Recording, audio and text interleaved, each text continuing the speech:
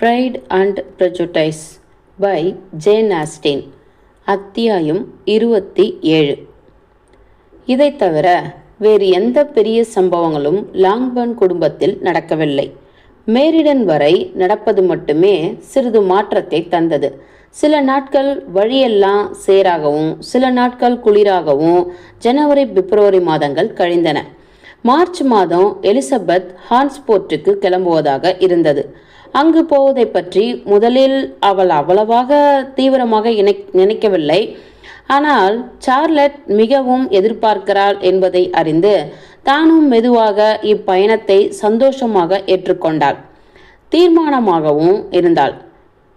பிரிவு அவளுக்கு சார்லட்டை மீண்டும் பார்க்க வேண்டும் என்ற ஆசையை அதிகரித்தது. காலின்ஸ் மீதுள்ள வெறுப்பையும் குறைத்தது.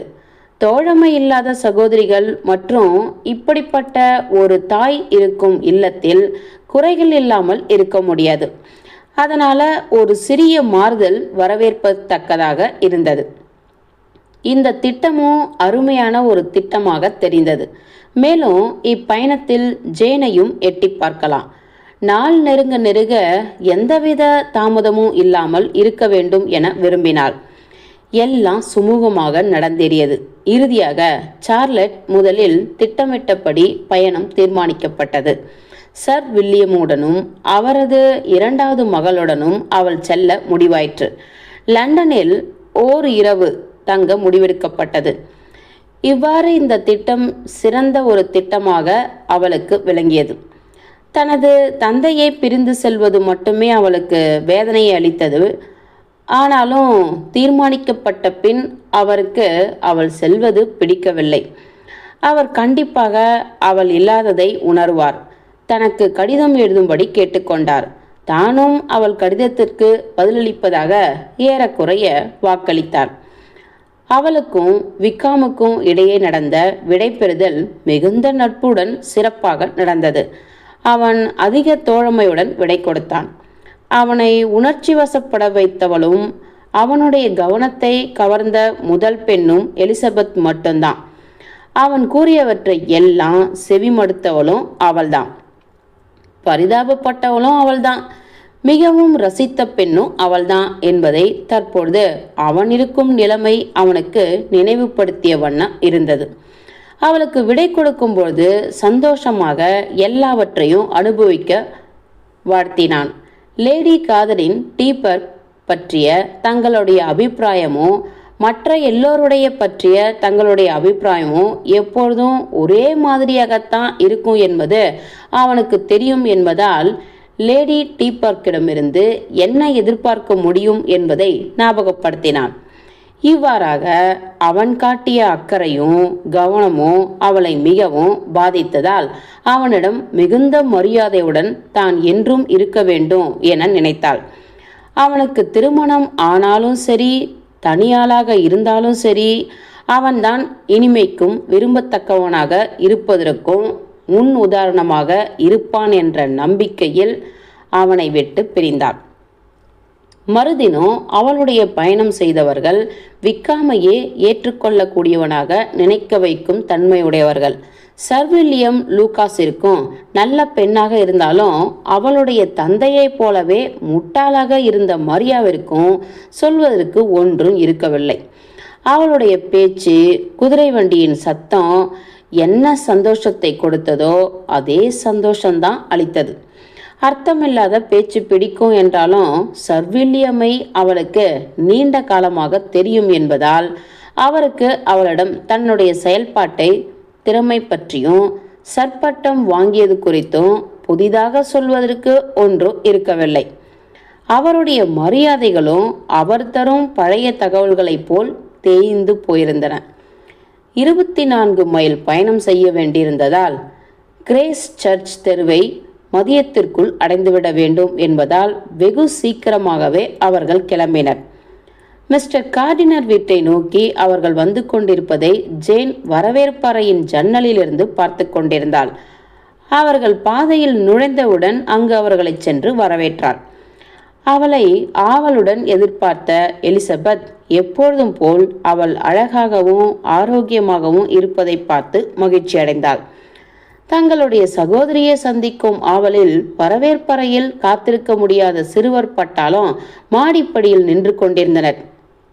12 மாதங்களாக அவளை பார்க்காததால் எழுந்த சங்கோஜம் அவர்களை கீழே வரவிடாமல் தடுத்தது. எங்கும் சந்தோஷமும் இன்பமுமாக இருந்தது.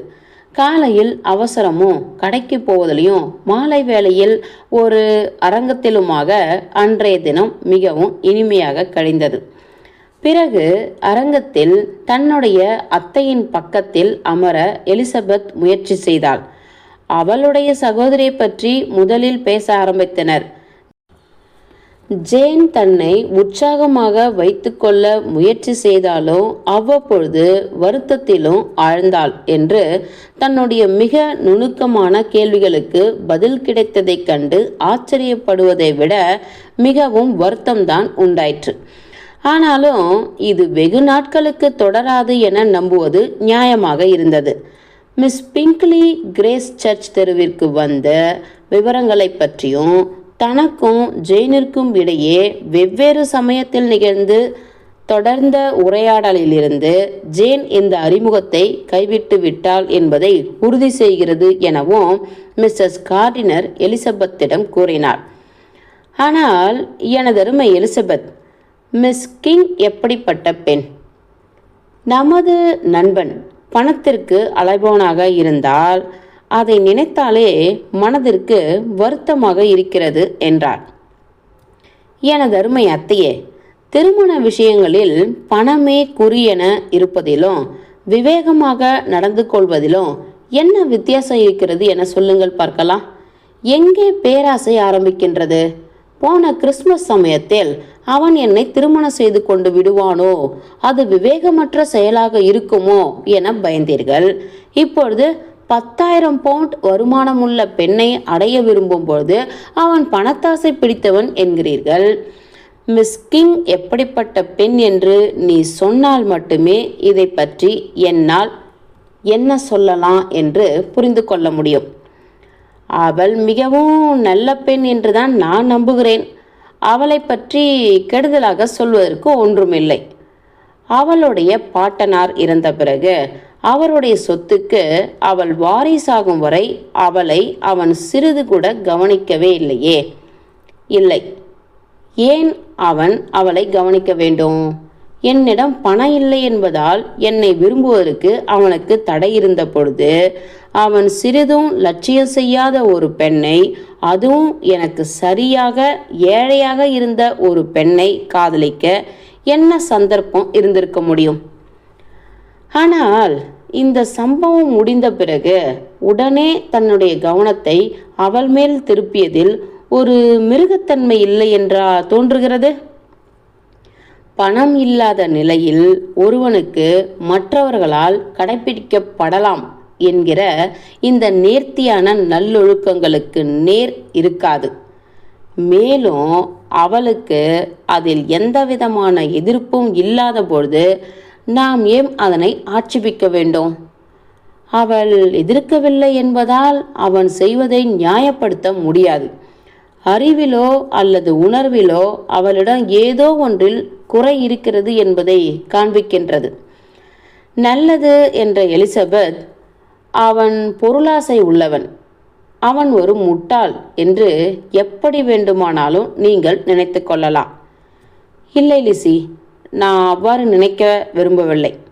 டெர்பிஷியரில் வெகு நாட்களாக வாழ்ந்த ஒரு இளைஞனை பற்றி தவறாக நினைக்க எனக்கு வருத்தமாக இருக்கும். ஓ, அதுதான் விஷயம் என்றால் டெர்பிஷியரில் வசிக்கும் இளைஞர்களை பற்றி எனக்கு மோசமான அபிப்பிராயமே உள்ளது. ஹெட்போஷியரில் இருக்கும் அவர்களுடைய நெருங்கிய நண்பர்களும் மேம்பட்டவர்கள் இல்லை. எனக்கு எல்லோரையும் நினைத்தாலே வெறுப்பாக இருக்கிறது. நல்ல வேளை, நான் நாளை போகுமிடத்தில் ஏற்றுக்கொள்ளக்கூடிய ஒரு நல்ல பண்பு இல்லாத ஒரு மனிதனை சந்திக்கப் போகிறேன். அவனை பற்றி பரிந்துரைப்பதற்கு நன்னடத்தையும் இல்லை, அறிவும் இல்லை. புத்தி இல்லாத ஆண்களை அறிந்திருப்பதே நல்லதுதான். ஜாக்கிரதை லிசி, உன் பேச்சில் ஏமாற்றம் அதிகமாக தெரிகிறது. நாடகம் முடிவடைந்து அவர்கள் பிரிவதற்கு முன் கோடையில் ஒரு இன்ப சுற்றுலா செல்வதற்காக திட்டமிட்டிருந்த அவளது மாமாவுடனோ அத்தையுடனோ செல்ல எதிர்பாராமல் கிடைத்த அழைப்பு அவளை மிகுந்த மகிழ்ச்சியில் ஆழ்த்தியது. எதுவரை பயணம் செய்வோம் என்பது இன்னும் முடிவாகவில்லை. ஒருவேளை லேக்ஸ் வரை செல்வோம் என்றால் மிஸ்ஸஸ் கார்டினர். வேறெந்த திட்டமும் எலிசபெத்திற்கு இந்த அளவிற்கு ஏற்றுக்கொள்ளக்கூடியதாக இருந்திருக்காது. அதனால் அவள் உடனேயே அழைப்பினை நன்றியுடன் ஏற்றுக்கொண்டாள். எனது அருமை அத்தையே என்று சந்தோஷத்துடன் கூறிய அவள், என்ன ஒரு சந்தோஷம், என்ன ஒரு ஆனந்தம்! நீங்கள் எனக்கு புத்துணர்ச்சியையும் உற்சாகமும் அளிக்கின்றீர்கள். ஏமாற்றத்திற்கும் வெறுப்புக்கும் விடை கொடுக்கலாம். பாறைகளுக்கும் மலைகளுக்கும் முன் மனிதன் ஒரு விஷயமே அல்ல. ஹோ, எவ்வளவு மணி நேரம் இந்த சந்தோஷ பயணம்!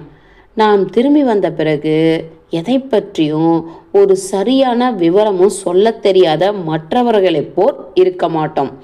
நாம் எங்கு சென்றோம் என்று நமக்கு தெரிந்திருக்கோம். நாம் என்னென்ன பார்த்தோம் என்பதை நினைவு கூற முடியும். ஏரிகள், மலைகள், ஆறுகள் இவை எல்லாம் நமது கற்பனையில் ஒன்றோடு ஒன்று கலந்துவிட முடியாது. குறிப்பாக ஏதாவது ஒரு காட்சியை விவரிக்க முயலும் பொழுது அது சம்பந்தப்பட்ட நிலையை குறித்த எந்த விவாதமும் நம்முள் எழாது. மற்ற பயணிகளின் பயண குறிப்புகள் சகிக்க முடியாததாக இருக்கும். அதில் காணும் பொதுத்தன்மையை விட நம்முடைய முதல் உணர்ச்சி வெளிப்பாடுகள் நேர்த்தியாக இருக்கட்டும். அத்தியாயம் 27 முடிந்தது.